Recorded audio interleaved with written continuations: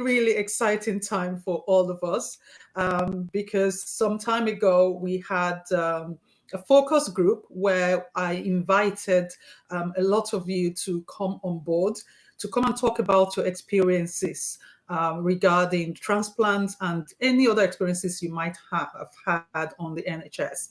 So it was your contribution that has helped the organ utilization group to put this report together.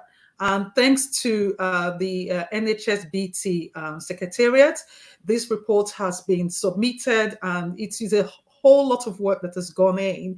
And tonight, as we promised you during the focus group, we are going to give you feedback about the report and the recommendations that have been made. That is actually patient-centered.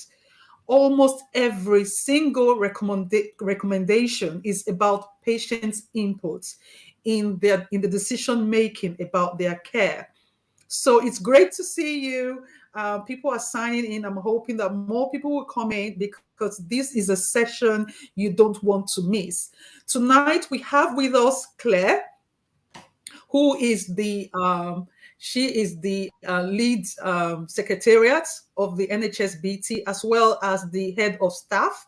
And she has so kindly agreed to come on board this evening to speak to us about the recommendations. So if you have any questions at all you have to do is leave a message in the chat. We can see it.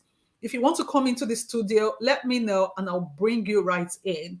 Okay, you can also leave messages in the chat or in the question and answer section, and we'll pick it up. We can both see the questions you're going to be asking. So without further ado, I want to welcome Claire onto our platform. This is her first time with us. It's really, really exciting. I'm excited. Welcome, Claire. I'll pass over to you now.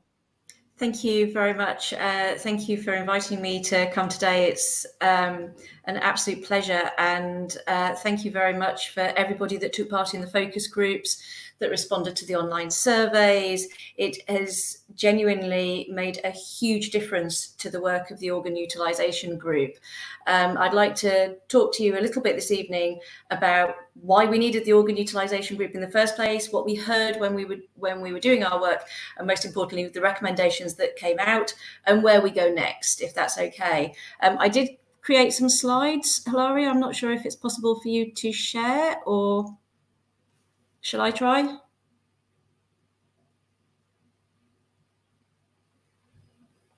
I can't hear Hilaria now. Oh, here we go.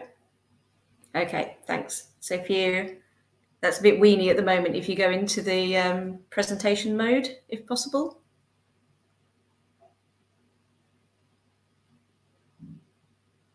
That's brilliant.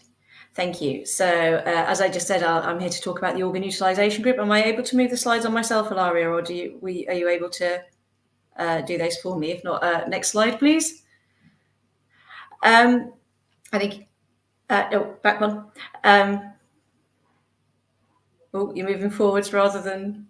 well, I'll start talking and the slides will get back with me. So about 10, 15 years ago, there was an organ donation task force that looked at what we need to do in order to get more organ donors. That had, I think, 14 recommendations that led to a significant increase in the number of organ donors. And when that started happening, you could see the number of people on the waiting list coming down as more donors came through, which was absolutely fantastic.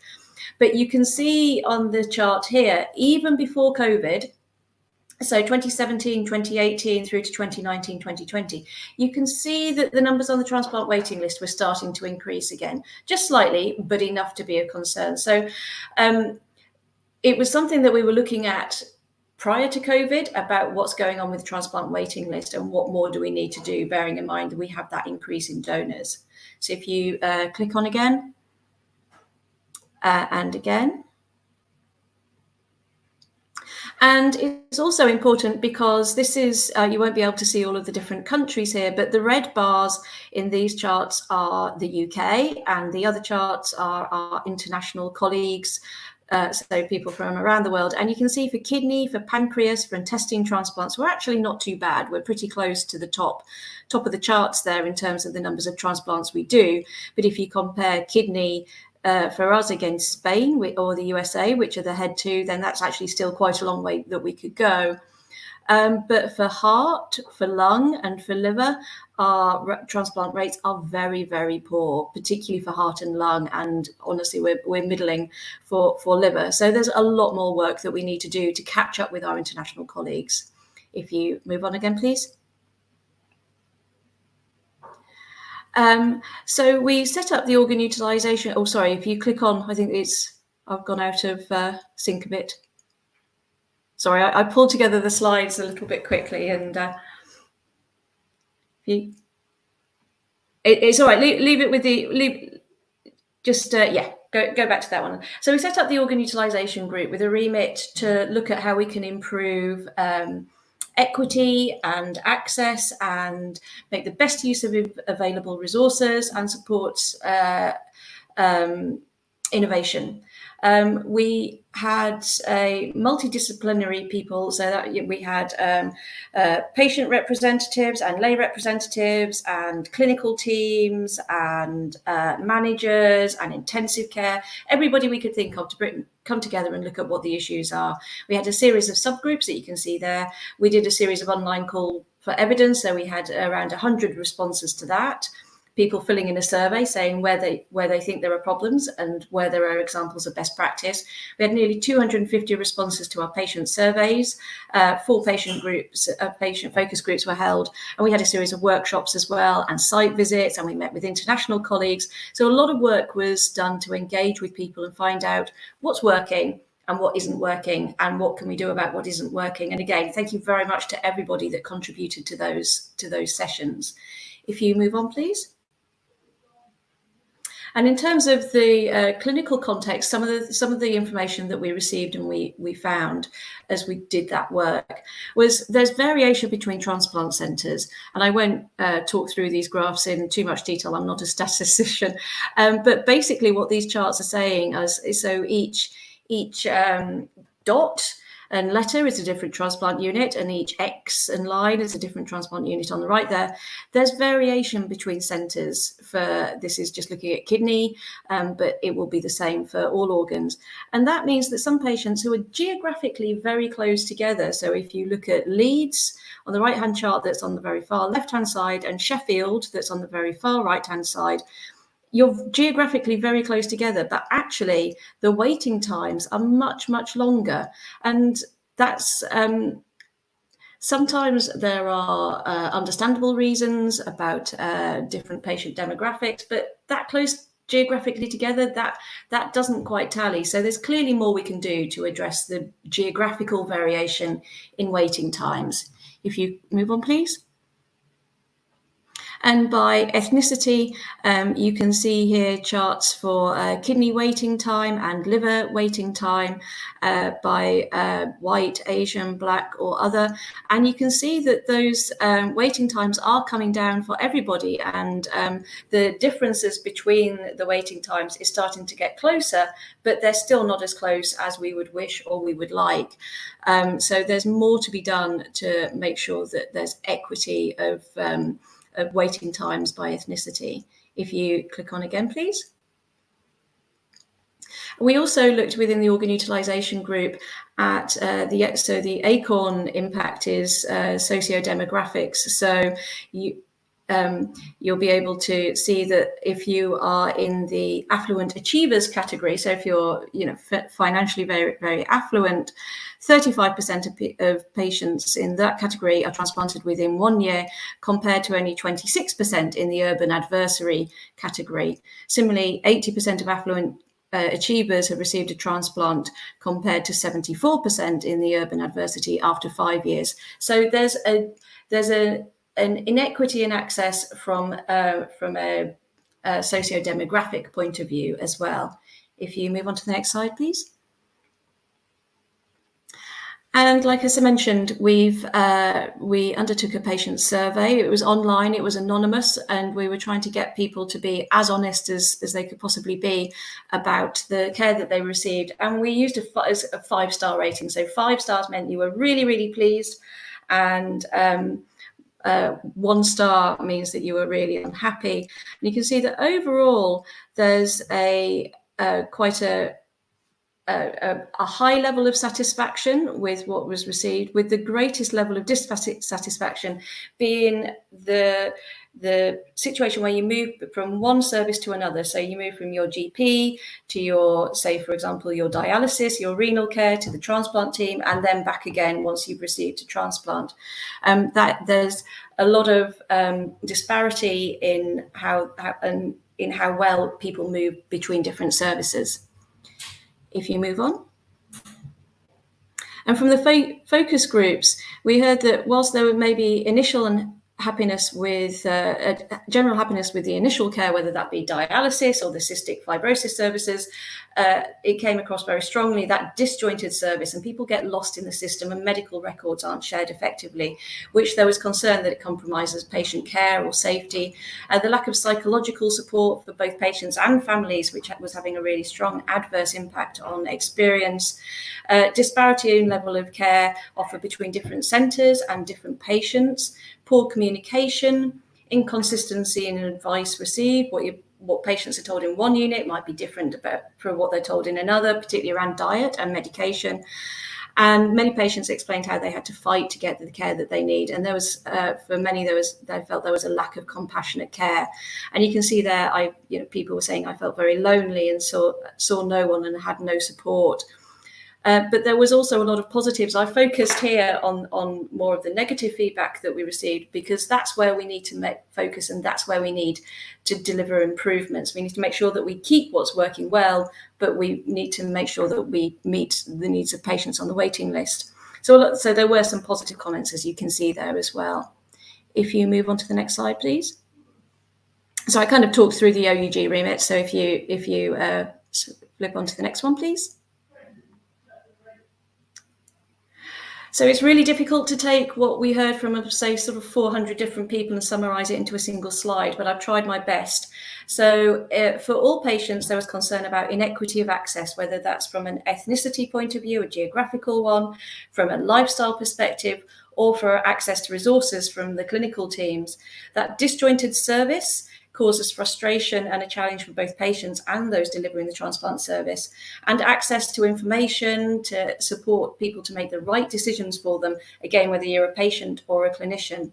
From patients, we also heard very strongly the lack of psychological and social support is adversely impacting on their experience, inconsistency in advice, and poor communication.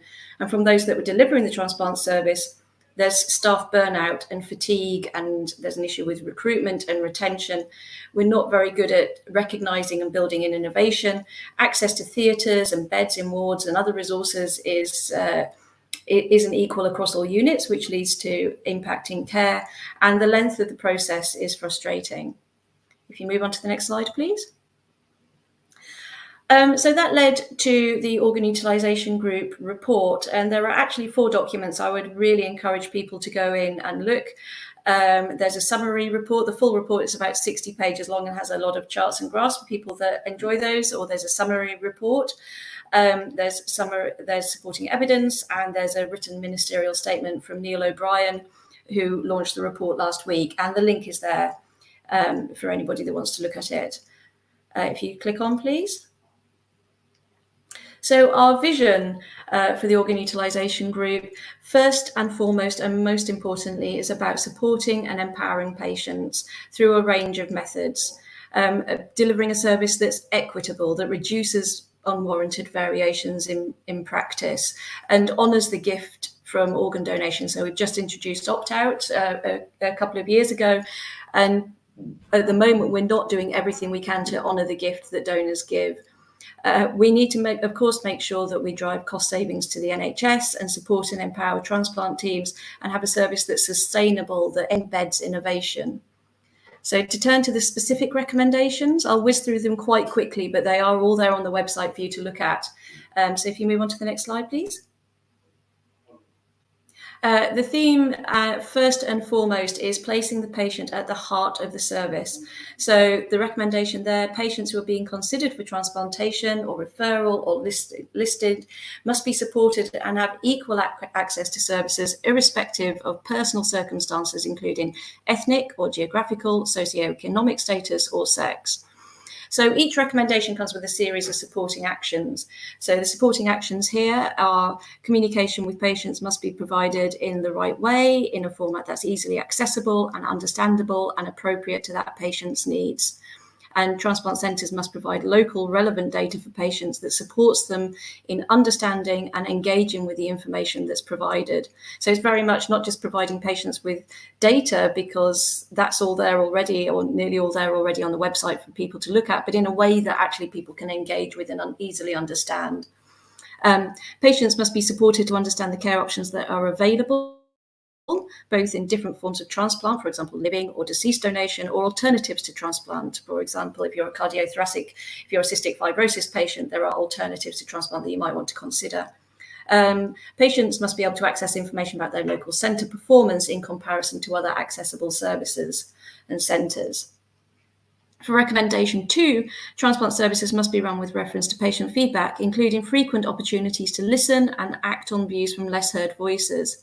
So patient preferences must be taken into consideration early in the referral process, where you're deciding whether or not where a transplant may occur, acknowledging that the location may change, may potentially at short notice, depending on where an organ is available and where there may be capacity within the system. Any service development must be produced with the users. Must be produced with the users of that service. I'm afraid I don't know them well enough to be able to say them off by heart yet. We must evaluate live donors or living and deceased donor families and recipients' experience and outcomes at all stages of the care pathway. So it's really important to remember the OUG covers all of the care pathway, from consideration for listing through to follow-up care, not just the transplant stage. Patients must regularly meet with clinical teams to provide feedback on the service received. This is particularly relevant for the less heard voices. And we should have patient-reported outcome measures and patient-reported experience measures to be given similar focus to clinical outcomes. So we heard in some of the focus groups that as a clinical outcome in transplant terms, the patient said, I'm a success, I've never been more healthy. As a patient, I'm broken. I'm divorced, my family won't talk to me, the lack of psychological and social care support is just broken us apart. And other patients felt frustrated that they were, after transplant, considered as a kidney with a patient that's attached to it rather than an entire patient. We need to do a lot more to address that. I'm going to move through a lot of the other recommendations at greater speed, but I wanted to focus particularly on that one. So theme 2 is the infrastructure that maximises transplant potential in standardised care pathways. So at the moment, as I mentioned earlier on, it's disjointed. We need to get better at being very clear about what the pathway is and who does what at each stage. So it's very, very clear for all. And we need clinical leads for utilisation to support data to inform adherence to best practice. Again, with a series of recommendations, actions underneath. If you move on to the next one. Theme 2 has 2 parts to it. The second part is sustainability of the service. So we need to build on what happened during COVID, and there was a lot of good practice that happened in COVID that enabled transplants to still continue even at the height of COVID. We need to learn from that and make sure that we do more to collaborate across teams. And for cardiothoracic services, we need a review to make sure that that service is able to meet the needs of the patients on the heart and lung transplant waiting list, because at the moment it's quite a fragile service. Theme 3, if you move on to the next one, please, is creating a sustainable workforce that's fit for the future. That comes with a workforce template to make sure that we've got the right mix of skills and expertise that includes psychological support and social care support across all units. So it's not depending on where you are in the country to determine what sort of expertise you're able to access. If you move on to the next slide, please. Data provision that informs decisions and drives improvements. I touched on some of that earlier. So the provision of data must be transformed so it's available in a way for everybody that needs it, in a way that they can understand it. And that's for both patients and for clinical teams. If you move on to the next slide, please. Theme 5 is driving and supporting innovation. So we want multi-organ centres so that we can quickly take organs that may be considered not suitable for transplant, take them to a centre of expertise where they can be placed on machines to see whether or not they'll work, and then be offered on so that where appropriate, so that they can be used for transplant. This is a system that works quite well in other parts of the world that we need to learn from. And we need to get much better. Recommendation talks about the need to get much better at taking proven innovation and using it and embedding it into best practice to maximise the number of organs that are available for transplantation. If you move on to the next slide, please.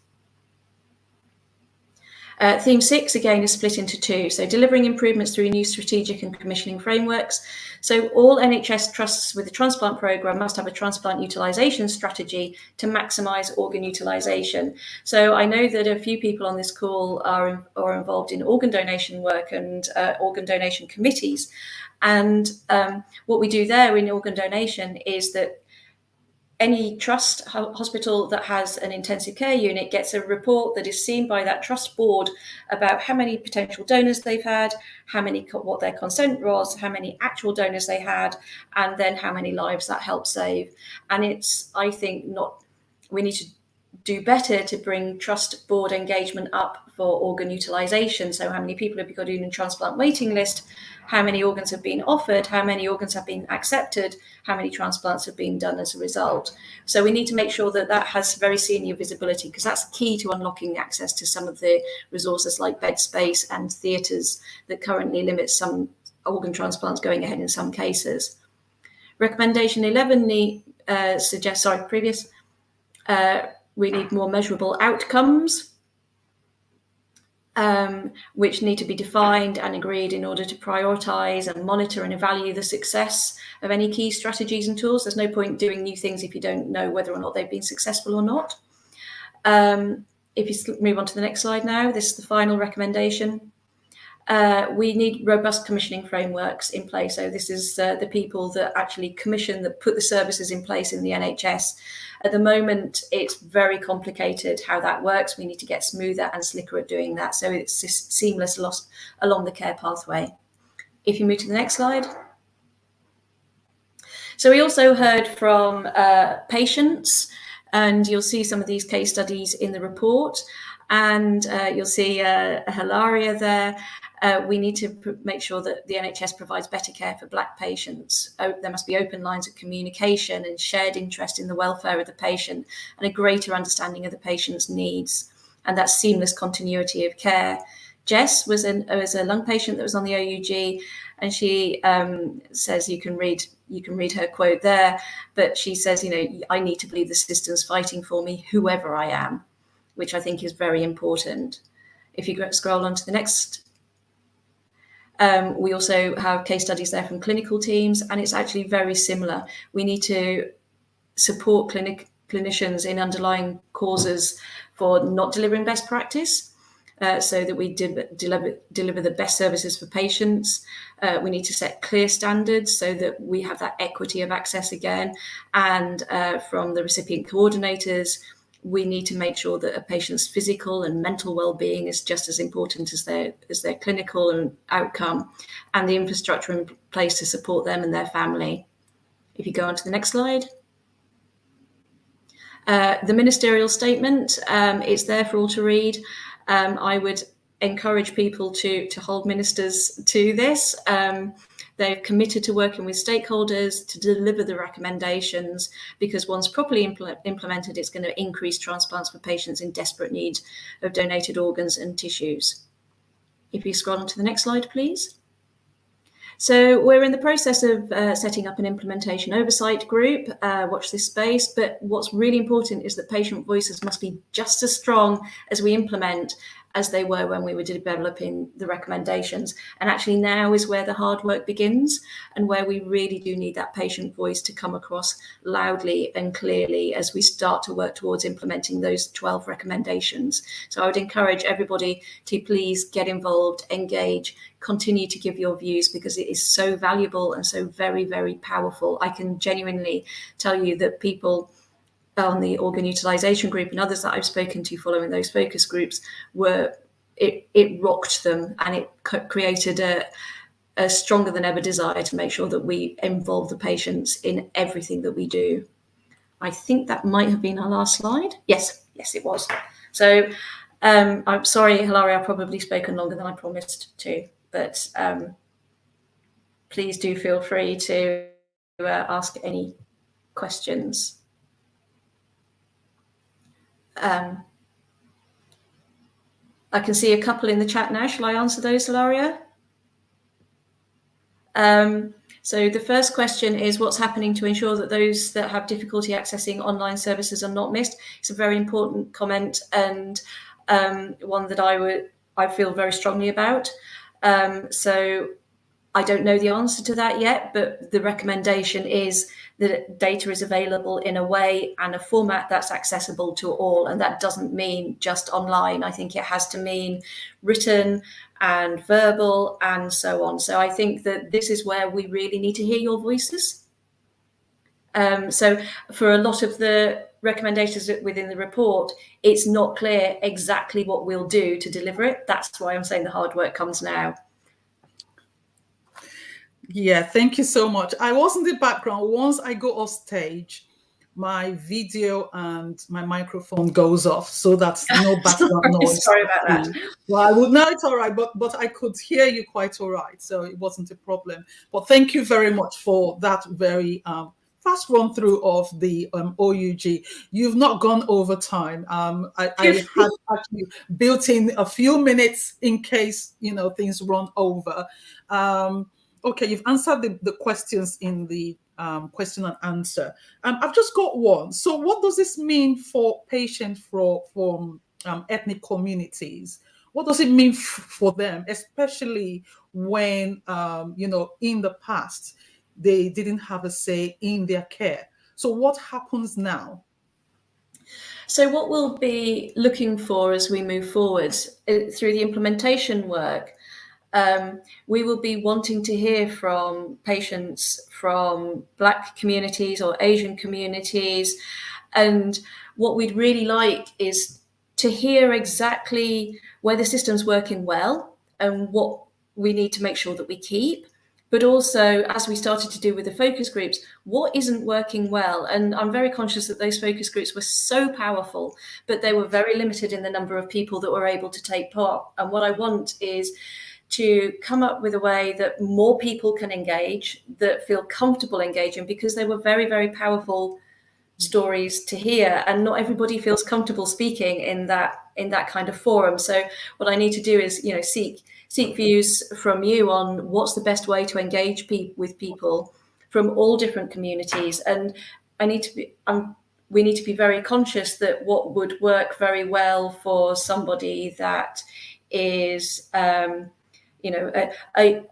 young Black woman in her 20s on the kidney waiting list, her needs and requirements may be difficult to a young Black man in his 20s in his waiting list, and again very different to a middle-aged or older male or female on the kidney transplant waiting list. So we need to get a lot better as well at not just saying these are of course there'll be some crossovers, but understanding if we really want tailored care, we need to know exactly what those needs are. But ultimately, what I hope from the OUG report is that patients from across all representative groups of those on the transplant waiting list are given a voice in shaping the services that they receive. In order to do that, we need to make sure that people feel confident speaking up and that their voices are heard. It needs to be a two-way communication.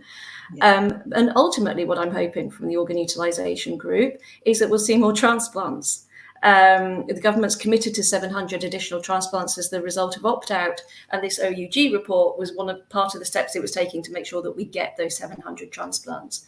And I would just really encourage people to take part, engage in whatever way you feel able, and I'll be continuing to work on implementation as my role in Chief of Staff, and there's person that was driving the organ utilisation group work will have a very, very strong interest in what we're doing within NHSBT and elsewhere to make sure that we see through that vision that the organ utilisation group had and that commitment to empowering patient groups wherever we can, because that segmentation, that getting lots and lots of different views, and what's right in the north of the country might not be right in what's in the south of the country. Exactly, and so on. So we need to be cognizant of all of that and hear more views.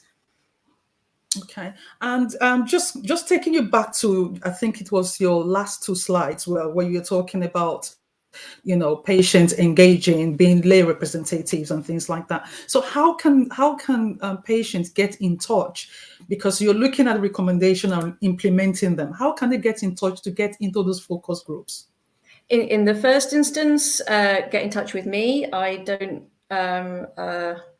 Feel free, Hilaria, to share my email address with people. Very happy for people to reach out to me, or through you, Hilaria, however people want to. There will be an organ utilisation group, sort of implementation group that's set up that I'm not sure who's going to be leading that yet, because we're still in the process of setting it up. Thanks, Hilaria.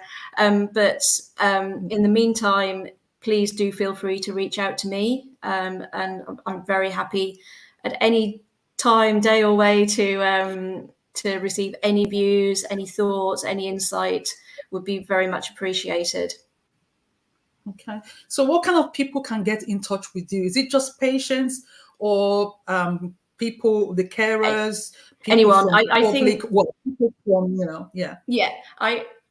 I think that from the implementation, we've been clear in the report that it's not, and you'll have seen in some of the actions there, it's not just patients, it's carers, and the report covers adult and paediatric and transplants for children. So obviously we need parents as well, and for people that with learning disabilities and so on, please.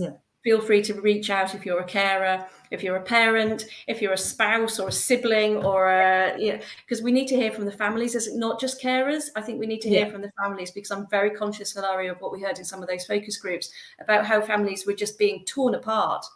And you need to be very, very, very cognizant of that and think, what can we do, not just for the individual patient, but for their family group as well, because you're more than just yourself.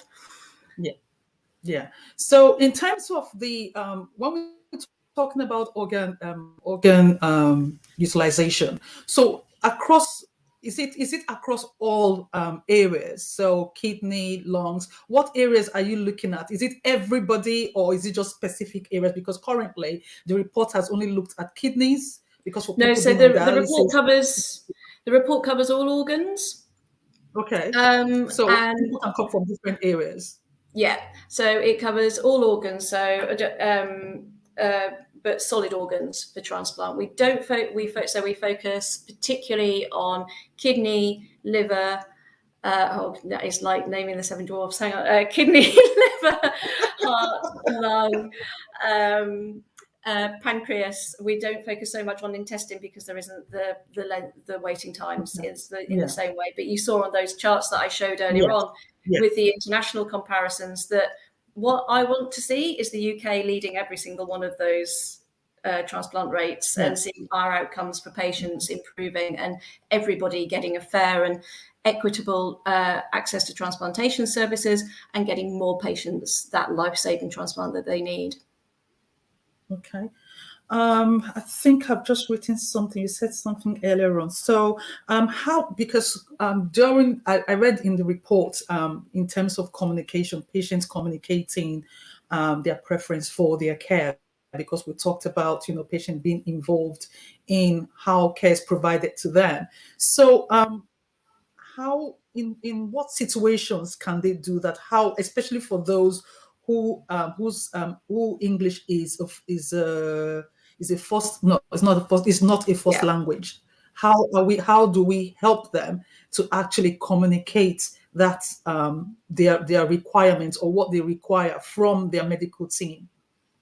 Yeah, I think that we're still working through some of that. Hilaria, that's kind of what comes with the implementation phase. So there's a lot of work that's happening within NHS England about diversity and inclusion, and starting to answer exactly some of those questions. And I met with Bola Owolabi, who's the director in NHS England for diversity and inclusion, to try to link in with what they're doing already.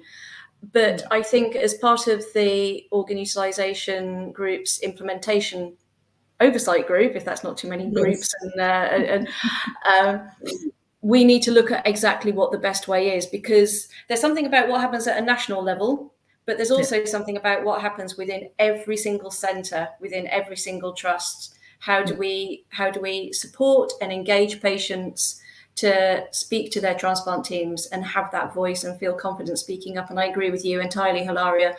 You know, English isn't everybody's first language, and we know if you are Black or Asian, you're particularly more likely to need a kidney transplant than you are if you're a white patient. So we need to make sure that we hear the voices of everybody. And that's, in the report, we call them the less heard voices, but those are exactly the voices that we're talking about, Hilaria. Yeah. I'm just seeing something's just been added to the bottom. So Fez said, when talking about innovation, has 3D and or other animals been thought of? I understand it may be early, and for some, maybe religiously or culturally may not be accepted. Pigs, for example. Now, that's a big question. It is, but it's very timely, because it's the British Transplantation Society annual Congress this week, with jointly this year with NHS Blood and Transplant, and I am sitting on a panel discussion which is talking about exactly this innovation, particularly xenotransplantation, which is using animal organs into humans. You'll have seen, I suspect, the coverage from the States recently, which did exactly that. But there's a long way to go before we're at that stage. But I think we need to start looking at it now, because it is a long way away. But if we don't start now, it'll be even further away. We need to start soon. So we need to do more. And for me, if I was a betting person between where we are with stem cells and building organs using 3D stem cell, 3D building using stem cells, or animals, xenotransplantation, or the nanobots that you can get that just go in and inject the stem cells directly into the organ, there's everything to play for. And I think it's very, very exciting. And I can genuinely see a time in the future where we will be able to create, either repair your organ where it is using your own stem cells in some way, or we use animal organs. But all of that needs a lot more thought. And I would encourage you I think it's being streamed. Join in if you can for the BTS Congress, or watch this space, because it's clearly the British Transplantation Society and NHSBT is very actively thinking about it. And there is a bit in the report that says if you read the full blurb around each of the recommendations, that mentions 3D printing and xenotransplantation and transplanting organs from animals as well. I'm actually just thinking in terms of that, you just mentioned the animal transplantation. I come from a society where, sorry, my battery is about to die, so I don't want it to be thrown out. I'll just plug it in. So basically, I doubt if people from my community would actually agree to that. It's not something I would really be able to sell, because people hearing that are going to say, no way, I'm not taking any animal organs, as a transplant. No, it's not going to happen. We are already at a stage where people are it is a big issue about transplantation, donating organs. And I know it's still a long way off. I think that there needs to be a lot of work to sort of like keep people up, to start thinking along those lines. So what would be the kind of things, because I would think that we need to start now if we're going to start, even if it's 20 years time, we need to start now to start building people up so they can understand. So how would that happen if the OUG is looking at things like that to suggest those kind of practices? Again, I think we need to have that first implementation oversight group, and we haven't got the detailed plans in place yet. But I think we need to, in the first instance, look at what's happening around the world. But also, I think, and I'll be saying this on the panel, in the first instance, we need to be talking to the UK population about, is this something we even want to do? Even if, as is put quite correctly in the chat there, and as you just mentioned, Hilaria, there's cultural and religious concerns, particularly about animal transplantation and potentially about other types. But there's also animal welfare to take into consideration, and even how would you even regulate it? What even is it? Does it become food substance? Is it Department for Agriculture that would manage that? Is it Department of Health issue? How would we even? All of these things there's everything to play for, but I think we need to start having the conversation now. Yes. But in the meantime, I can see it coming, but I can't see it coming in my lifetime. I can see it potentially coming my son's lifetime. So in the meantime, let's not wait around for that. Let's get the conversation going more about organ donation and the need for organ transplantation and what more we can do to support that, because we need to keep an eye on what's happening in the distance and engage with that, but we need to look at what's happening right now and what's going to happen in the next 5 or 10 years. And we heard from the OUG focus groups and others that there's still a reticence to talk about transplantation, that there are taboos around that. And we need to, if we're going to genuinely get people from the less heard voices from all different communities to engage, then we need to do more to break down some of those taboos so people feel able and willing to talk about their experiences. Yeah. Okay, so Chioma, I'll just put that on the screen, says, what plans do you have in place for the Black communities, like getting more and more people to sign up for organ donation? So there's a lot of work going on at the moment. We've had some specific awareness raising campaigns within NHS Blood and Transplant. We've had some specific campaigns. We've got funding in place for some charities and organisations to do more work to raise awareness. We've got events like this, and I would say that there is obviously a lot that we can do within NHS Blood and Transplant and nationally, and we can provide the information and we can provide the tools. But actually what we need is communities to engage and start talking within that community as well. And I would ask, what more do you need? Money is always an issue for everybody. I'm very conscious of that. But sometimes it's the tools, it's the information. Some of that's on our website, but if it's not, how do we get it? And moving forward with the organ utilisation group, if we want people to go and talk to trusts and talk to their clinicians about their experiences and where we need to improve, they need support to enable them to do that. What do we need? And I don't know what the answers are, but what do we need to do to enable that to happen and to support people to be able to do that confidently? Yeah. Well, I think currently it's talking to the different communities, because again, it's a recurring theme. People have had issues, with their care, with going into hospitals, the inequalities, and all the issues they go through, and that's caused that distrust. So I guess perhaps if we have more sessions like this, not just with this charity, but also with other charities in the community. They don't have to be health charities, because people go to different organizations in the community, organizations or groups for support. But if we can actually go into those groups and speak to them, and that is something I'm going to talk at the end of this session. If we go into those communities and speak to those people in those groups that are not even, organ donation related, then perhaps people might start thinking, because the transplant community is quite small, And because of those taboos that we don't talk about in our communities, it is hard to get people to come out and engage with things like this. But when we meet them in those areas where they're just going for a 1 hour session to meet other people, to mix with other people, and that happened like last week when I was invited to speak to some cancer patients. And I went in and I was talking, and the people I met there, I didn't know any of them was a kidney patient.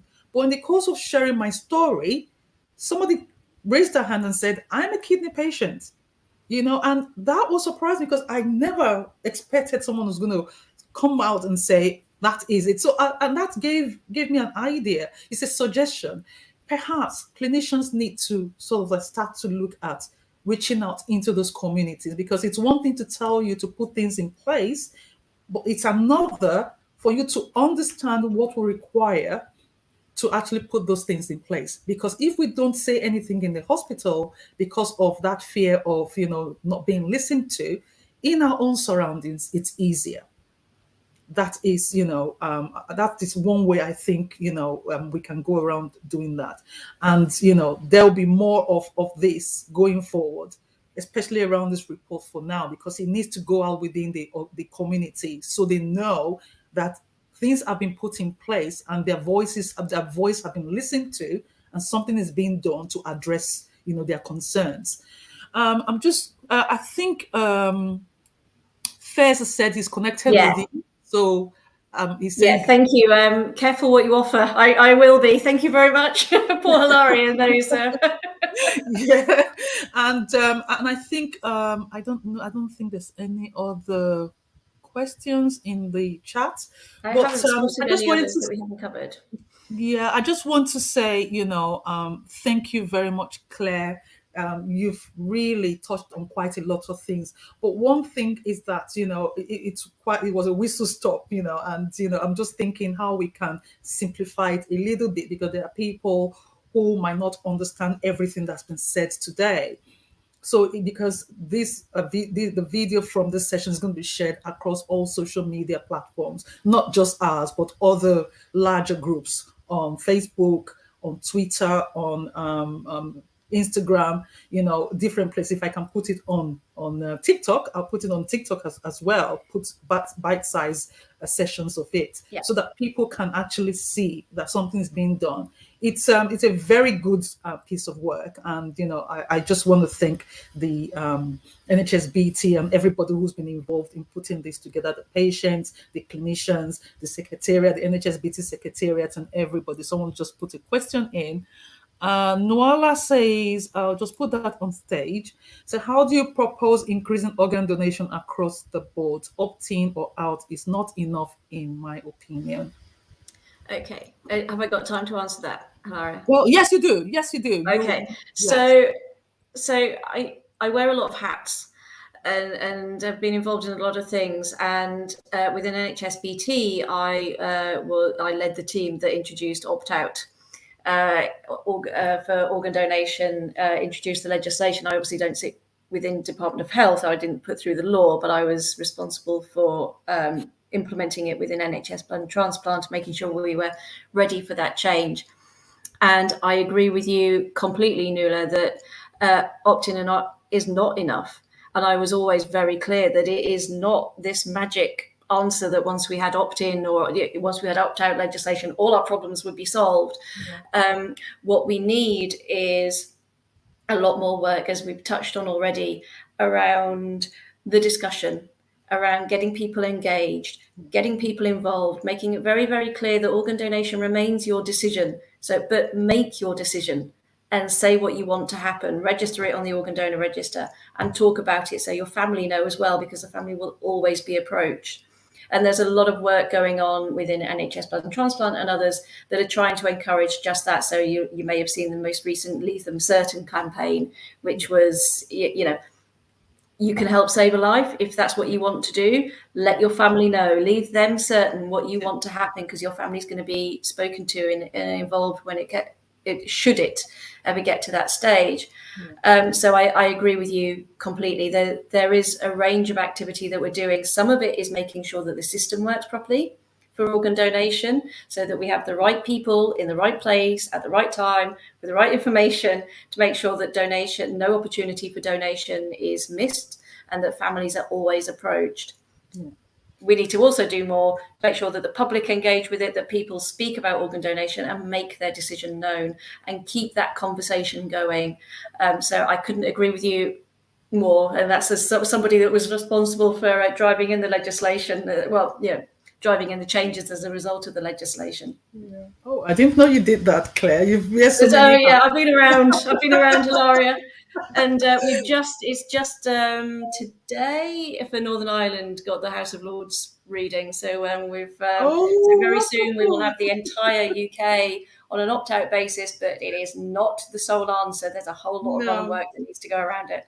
Yes, and we need more people as ambassadors. So if you're here today and you have people who are able to speak, they don't have to do a lot.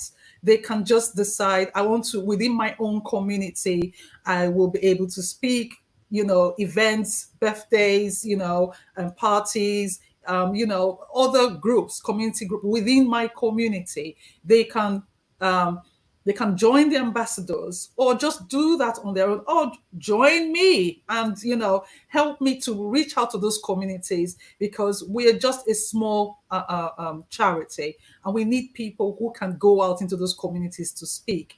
These OUG report has been brought to you today because we wanted to feed back to the community about what has been done already and what is being implemented right now. So it's really important. Yes, go on, Claire. Did you want to say something? I was just going to say, if I may, one of the things that with my chief of staff hat on within NHS Blood and Transplant, I cover blood donation as well as plasma donation as well as organ donation. So it covers all our services. And I was at an event at the Lord Mayor's Assembly recently, which was particularly supporting raising awareness of blood donation within Black and Asian communities.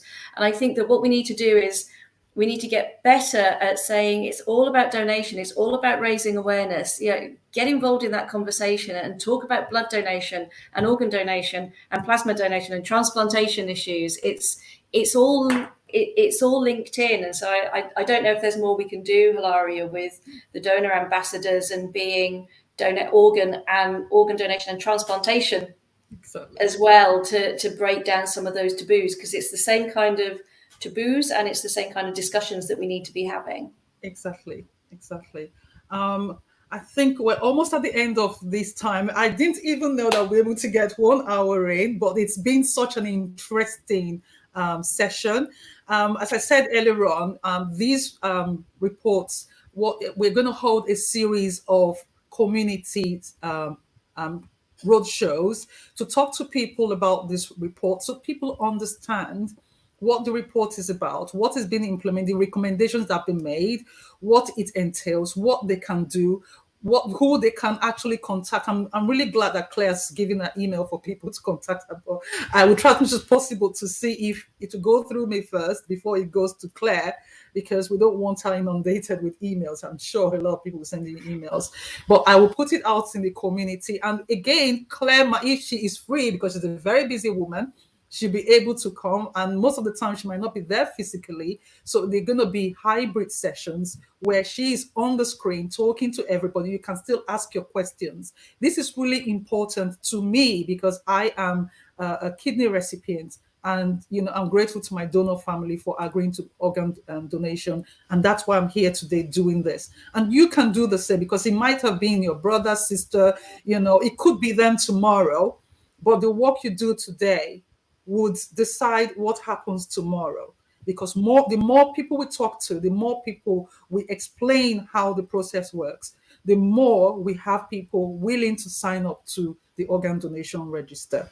Okay, I think there's one more question that's there. Okay, so it's from Fairs, and it says, thank you both for your time and effort.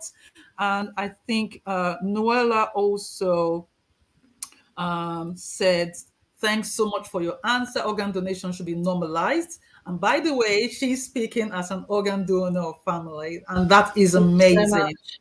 Yeah, thank you so much for doing that, because I'm in awe of all organ donor families, because that decision they take to agree to organ donation is not an easy one.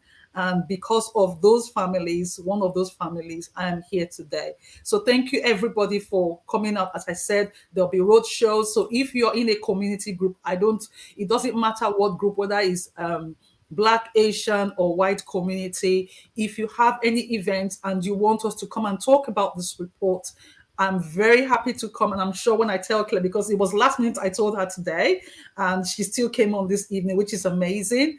So I just want to say I'm just very grateful for the opportunity, because it's so important to keep this conversation going, and so important to make sure that people are given the opportunity, and that we hear those voices and we hear experiences and what we can do to deliver improvements for all. So thank you very much for the opportunity. It's very much appreciated. Thank you very much, Claire. And thank you, everybody, for coming tonight. And hopefully we will see you again next month. Next month, we're starting on living donation. But in between, we'll be doing the road shows for the OUG report. So if you need us, let me know. You always have my emails on all my social media platforms, or contact me on Twitter.